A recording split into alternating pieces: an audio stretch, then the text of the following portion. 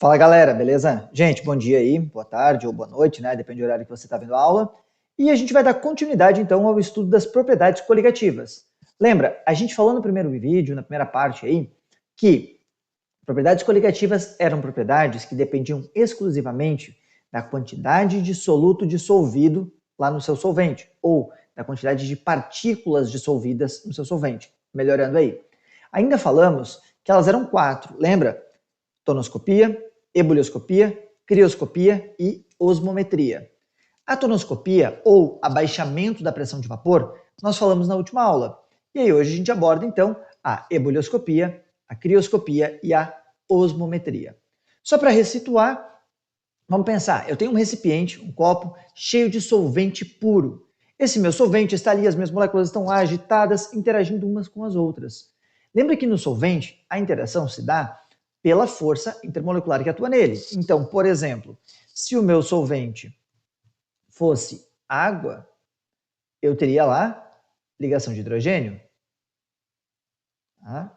E aí, eu teria então essa força intermolecular atuando. Então, eu tenho várias moléculas de água, aquela força intermolecular atuando. Só que eu vou lá e adiciono nesse meu solvente puro um pouquinho de NaCl, por exemplo. Ou pode ser NaCl. O que vai acontecer? O NaCl vai se quebrar em Na+, e Cl-. E agora, esses íons aqui ó, também interagem com a água. Agora, por uma interação do tipo íon dipolo. Quer dizer o quê? Quando eu coloco o soluto, ele interage com o meu solvente através de alguma interação intermolecular. Lembrando, pode ser dipolo induzido, dipolo permanente, ligação de hidrogênio ou íon dipolo. E essa interação se soma à interação que já existia. Em outras palavras, galera, aumenta a atração, a coesão entre essas moléculas e os íons, sendo mais difícil para que aquela molécula de água evapore. E você viu isso lá na tonoscopia, percebendo que diminuía a pressão de vapor. Mas se diminui a pressão de vapor, e a gente definiu que ebulição era o fenômeno que ocorria quando a pressão de vapor do líquido se igualava à pressão do ambiente, como é que ficaria a temperatura de ebulição de um composto no momento em que eu adicionasse aí o meu soluto? Ou seja, eu tinha água pura, ebulição no nível do mar a 100 graus Celsius, e eu vou lá e coloco sal. O que vai acontecer com essa temperatura de ebulição? Isso vai ser explicado pela ebulioscopia, onde eu vou dizer que a adição de um solvente puro, um soluto em um solvente puro causa um aumento na temperatura de ebulição. Olha o nosso gráfico aqui, ó. Eu tenho o solvente puro, uma solução 1 mol por litro de partículas, uma solução 2 mol por litro. Quando eu analiso no eixo Y, aqui ó, na vertical, eu percebo a diferença de pressão. Então a pressão que era, por exemplo, de 1 atm, diminuiu aqui, ficou menor, e aqui ficou ainda menor. Tá? Por outro lado, quando eu analiso no eixo X, então paralelo ao eixo X aqui, eu vou perceber o seguinte, ó, eu tenho uma primeira temperatura. Se fosse água, essa temperatura zero seria de 100 graus Celsius. Aí eu tenho 1 mol de soluto dissolvido. Eu vou perceber que essa segunda temperatura aqui, olha só, como diminuiu a pressão de vapor, eu tenho que aquecer mais o meu sistema para que ele entre em ebulição novamente. E aí a minha temperatura aqui, ela é maior do que 100 graus Celsius. E assim como a temperatura 2, que eu tenho maior concentração, ela ainda é maior do que a temperatura 1. Então eu posso dizer que quanto maior for a quantidade de soluto que eu coloco na minha solução, maior vai ser a minha temperatura de ebulição. E aí você pode estar pensando, professor, mas para que eu vou fazer isso? Para que eu quero aumentar a temperatura de ebulição? A gente pode pensar num exemplo simples e prático de casa. Você quer cozinhar um alimento. Claro que você não vai colocar lá 10 mols de um soluto. Você não vai colocar lá 570 aproximadamente gramas de sal em 1 litro de água. Mas adicionar um pouco de sal à água faz com que a temperatura de ebulição dela aumente. Talvez você já tenha visto isso. Coloquei o macarrão para a água para cozinhar o macarrão para ferver. A água está lá em ebulição, jogo o sal, as bolhas diminuem e depois de um tempo elas voltam à ebulição. O que está acontecendo? No momento em que estava a água pura, ou a água da torneira aí, em ebulição, eu tinha uma certa temperatura. No momento em que eu coloquei o sal, eu aumentei a quantidade de partículas naquela solução, fazendo com que fosse necessário eu aumentar a temperatura para que novamente eu entrasse em ebulição. É como se eu estivesse nessa situação A e após a adição do sal eu viesse para a solução B. Tá, Marlon, beleza, mas não vai dar tanta diferença assim no ato de cozinhar o meu alimento, tá? Tudo bem, mas sabe aquele carro que no verão aqui de Floripa ficou parado no meio do Morro da Lagoa e você viu que o cara abriu o capô e tá aquela fumaceira toda porque popularmente nós falamos que ferveu o motor? O que aconteceu aí, gente? Eu poderia ter melhorado o desempenho, talvez evitado ou diminuído o risco, utilizando o processo de ebulioscopia.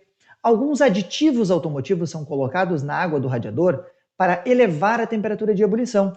Então, por exemplo, eu posso colocar um aditivo aqui, ó, concentrado, para que a água que está lá dentro do radiador, lembra que ela está pressurizada, ela não ferva na temperatura de água pura, e sim ela ferva a uma temperatura maior, fazendo com que o líquido de arrefecimento, de resfriamento do motor do veículo, fique circulando sem ter gases, e assim facilite ou melhore o processo de refrigeração do motor. Então, o aditivo aqui de radiador, ele utiliza o processo de ebulioscopia. Ele eleva a temperatura de ebulição da água que está ali dentro, justamente para você ter um sistema mais seguro.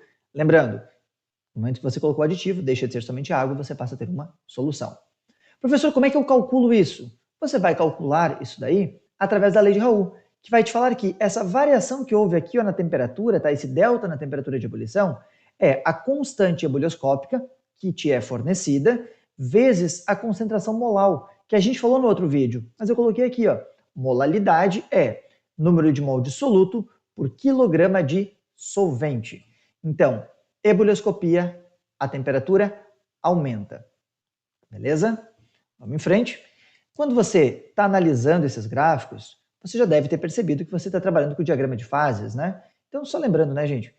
Normalmente, tá? A gente está trabalhando com uma situação aqui, ó, no gráfico, tá? Quando eu estou trabalhando com o gráfico, eu posso estar trabalhando com ele aqui, mas eu também posso trabalhar com ele aqui embaixo, num processo de mudança, por exemplo, de sólido para líquido, um processo de solidificação, ou eu posso olhar aqui, ó, líquido-gás, que era o que a gente vinha olhando até agora, para evaporação. Tá? O que a gente não olha normalmente é a sublimação, mas esta faixa aqui e esta faixa aqui, a gente dá uma olhada no diagrama de fases. Tá? Vamos lembrar, né, que no nosso diagrama de fases tem um ponto bem importante, que é conhecido como ponto triplo aqui, ó, aonde eu tenho uma condição de temperatura e pressão que os três estados físicos coexistem. No caso da água, que é o diagrama que está aí, nós percebemos que quando a pressão é de 4,58 torr e numa temperatura de 0,0098 graus Celsius, eu atinjo o ponto triplo. Quer dizer que nessa condição específica coexistem sólido, líquido e gasoso. Bom, vamos em frente que o nosso objetivo não é estudar o diagrama de fases, que você já viu lá na física. A ideia era só mostrar o diagrama de fases para te mostrar exatamente o que a gente está abordando aqui na crioscopia. A crioscopia ela é conhecida como o abaixamento ou a diminuição na temperatura de solidificação ou de congelamento. Particularmente eu não gosto muito desse abaixamento, tá? Mas a galera usa muito, então vamos deixar aí como abaixamento, até porque os vestibulares escrevem.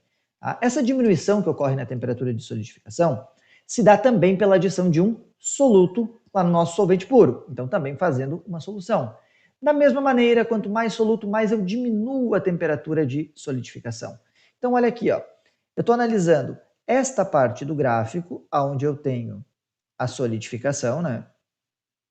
Então lembra que eu estou com um sistema aqui, onde eu estou analisando, ó, esta parte aqui, só que no meu gráfico ali está mais inclinado, tá? Mas é isso aqui que eu estou analisando, tá? Então, sólido, líquido, voltei aqui, ó. Então eu tenho aqui sólido, líquido, e o que eu quero perceber é o seguinte, quando eu estou fazendo essa análise, conforme eu vou colocando mais soluto, repara que a temperatura de fusão ela vai diminuindo. Ela era, por exemplo, 0 graus Celsius, se fosse água, e aí foi diminuindo, sei lá, para uma temperatura menor do que 0 graus Celsius e para uma temperatura 2 menor do que a temperatura 1. Então, quanto mais soluto eu fui colocando, mais foi diminuindo a nossa temperatura. Novamente você vai perguntar, tá, Marlon, e a utilidade disso aqui? Bom, a gente vê a utilidade para a crioscopia nas mais diversas aplicações. Por exemplo, um caso bastante comum da crioscopia é o uso com A mesma ideia que a gente fez lá do líquido do radiador, só que agora com os anticongelantes. Países onde você tem uma grande amplitude térmica, tá? Você pode usar esses líquidos anticongelantes na água do limpador do para-brisas. Porque imagina que você vai dirigir num local que está frio, que está nevando. Pô, gente, está lá -5, -6, ou talvez -15, -20. Esse aqui é até para -40, tá? E aí, você vai lá e coloca água no teu líquido lá para o limpador de para-brisas. Se está -20, obviamente isso vai congelar. E aí você não vai conseguir usar o jatinho de água no limpador. Então você coloca esses líquidos anticongelantes, tá, para você não ter o processo de congelamento e poder limpar o vidro, para não deixar aquela camada de neve ficar no vidro. Ou ainda, você pode usar ele lá na água do radiador, pode até ser o mesmo aditivo de antes, tá? Fazendo com que a temperatura de solidificação diminua, para que a água do radiador do veículo não congele.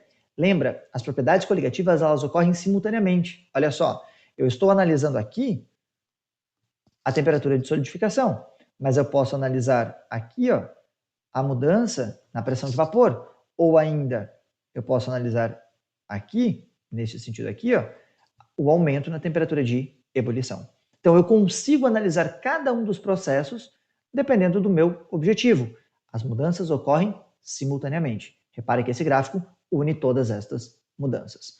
Tá? Então, posso evitar o congelamento, posso usar lá na água do congelador, posso ainda preparar soluções com temperaturas menores, olha só, aquela temperatura de 1 mol por litro seria de -1,86 graus Celsius, se fosse água, 2 mol por litro seria de -3,72. Repara que é proporcional. Tá? Então, quanto mais soluto, menor a temperatura, e aí, claro que sempre vem aquela pergunta, professor, mas eu jogo sal no gelo para gelar a bebida mais rápido. Sim, você está trabalhando com o conceito de crioscopia, tá? Aonde você está tendo uma troca de calor entre o sal e o gelo.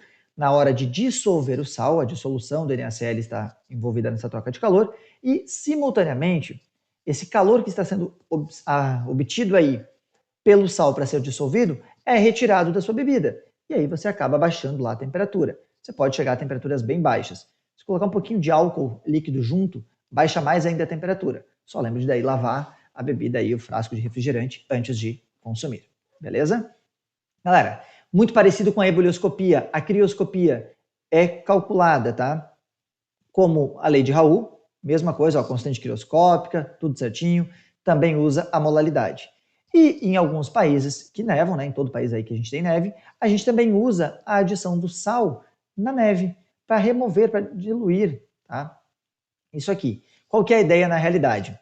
Eu tenho lá aquela camada de neve, eu passei removendo a neve, e aí depois fica um pouquinho de água líquida, porque incidiu o sol, derreteu aquela neve. Então eu tenho água ali.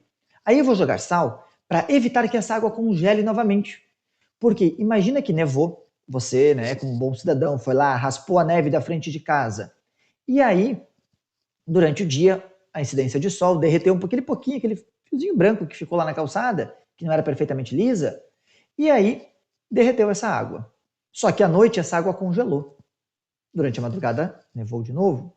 No outro dia de manhã você foi lá remover aquela neve, né? Bom cidadão, seguindo a legislação do seu país.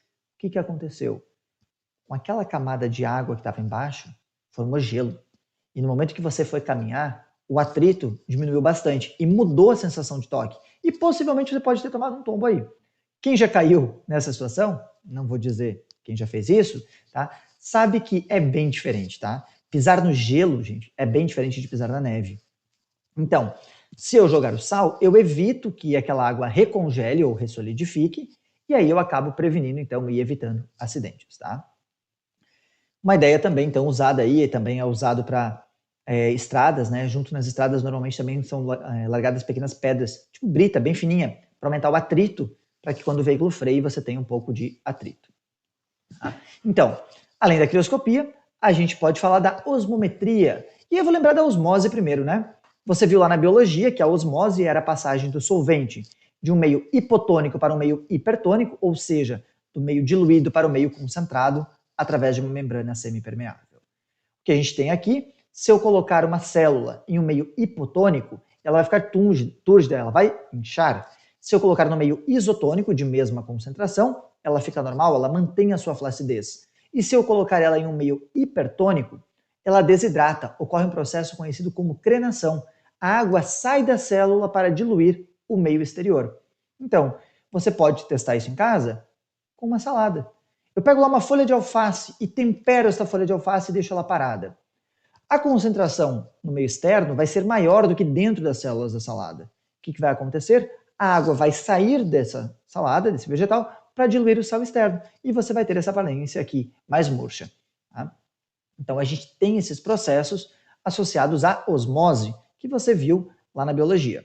Conhecendo esses processos, a gente vai calcular na química qual é a força que eu aplico para parar esse processo. Ou seja, eu vou trabalhar com algo conhecido como pressão osmótica. Naturalmente, a água vai sair e fazer este caminho aqui. Eu vou aplicar uma força aqui, para cessar esta passagem de solvente. E a pergunta é, quanta força eu devo aplicar aqui? A força que deve ser aplicada ali é conhecida pelo símbolo de π e representada como pressão, ou conhecida pelo nome, de pressão osmótica.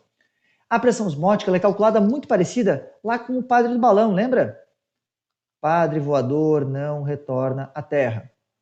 Aqui vai ser somente πV igual a nRT. Então, o π é a pressão osmótica. Não me vai usar 3,14, por favor. Tá? Só que número de mol dividido por volume é concentração molar. Então, eu ainda posso usar pressão osmótica igual a molaridade vezes o R vezes o T. O R continua sendo 0,082, sem problema nenhum, desde que você use a pressão em ATM, né? E a temperatura sempre usando aí em Kelvin. Tranquilo?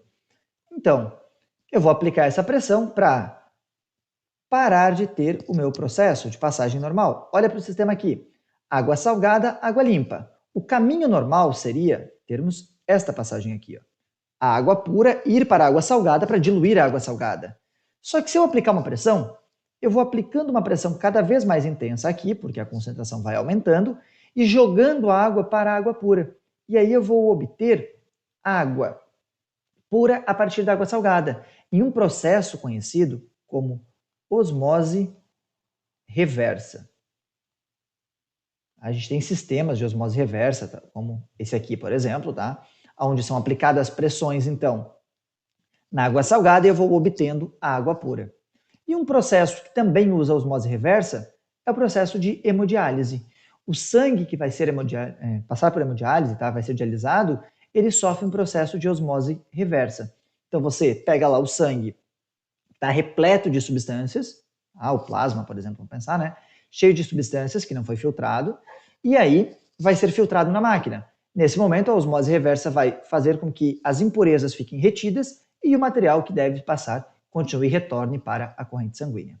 Então a gente tem um processo que se baseia também na osmose reversa e a máquina vai aplicar uma pressão igual à pressão osmótica. Gente, questãozinha 1 do tetra, para nós darmos uma olhada aí. Vamos lá, eu vou só trocar aqui a câmera de lugar. E aí, olha o maior aí. Não, né? Muito grande. Vamos diminuir isso aqui. Então, a gente consegue analisar o que está acontecendo. Vamos lá. Considerando o gráfico a seguir, que representa o diagrama de fases de água pura e de uma solução aquosa de soluto não volátil. Primeira coisa, quem é a água pura, quem é o soluto? Eu vou olhar por qualquer um dos parâmetros. Vou analisar aqui, pressão maior, pressão menor. Então, água pura, solução. A curva tracejada refere-se ao comportamento observado para a solução aquosa. Verdade? Para uma dada temperatura, a pressão de vapor do líquido puro é maior que a da solução aquosa.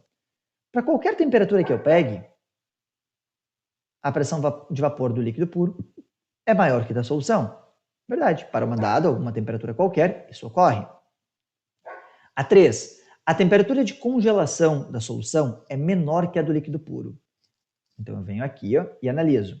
Temperatura de solidificação em 1 atm para a água pura. Está aqui, 0 graus Celsius. Para a solução, está aqui, um valor menor do que 0 graus Celsius. Então, a temperatura é menor do que o líquido puro? Sim, ela é menor. A 4. a 0,01 graus Celsius e 4,58 milímetros de mercúrio, o gelo, a água líquida e o vapor de água podem coexistir. Foi o que eu falei lá atrás no diagrama de fases, né? É o nosso ponto triplo, olha ele aqui, ó. Então, se é este pontinho, ele é o ponto triplo, verdade? E a 5, a temperatura de congelação da solução aquosa é de 0 graus Celsius. Não, a gente acabou de falar aqui, ó, solução, a temperatura é menor do que 0 graus Celsius. Então, falso, verdadeiras apenas 1, 2, 3 e 4, gabarito letra D. Tranquilo? Em frente. Questão 2, troca a câmerazinha de lugar de novo. Bora para cá. Uma forma de gelar bebidas rapidamente consiste em preparar um recipiente com gelo e água e adicionar sal grosso ou álcool. Se botar os dois juntos, potencializa. A mistura assim produzida é denominada mistura refrigerante, pois atinge a temperatura abaixo de 0 graus Celsius e proporciona um excelente meio de gelar as latas e garrafas colocadas nele. Então, quando quiser gelar teu refrigerante aí, você pode fazer isso. Sobre esse processo, afirma-se que uma mistura de gelo, água e açúcar pode ser usada como mistura refrigerante. Galera, gelo, água, beleza? Açúcar é um soluto, vai ficar dissolvido, vai diminuir a temperatura de solidificação. Claro que não vai ter o mesmo efeito que colocar sal, não vai ter o mesmo efeito do que colocar álcool, mas vai diminuir a temperatura. Então, pode sim ser usada como um líquido refrigerante. Verdade? A 2. A temperatura de congelamento de uma mistura de gelo, água e areia é de cerca de 0 graus Celsius. Verdade. Por quê? A areia, ela não é solúvel em água. Então, por não ser um soluto, ela não vai interferir, não vai ter interação intermolecular, não vai estar dissolvido. Não vou formar uma solução. Então, se eu não formo uma solução, a temperatura não muda, isso aqui se mantém como 0 graus Celsius. A 3.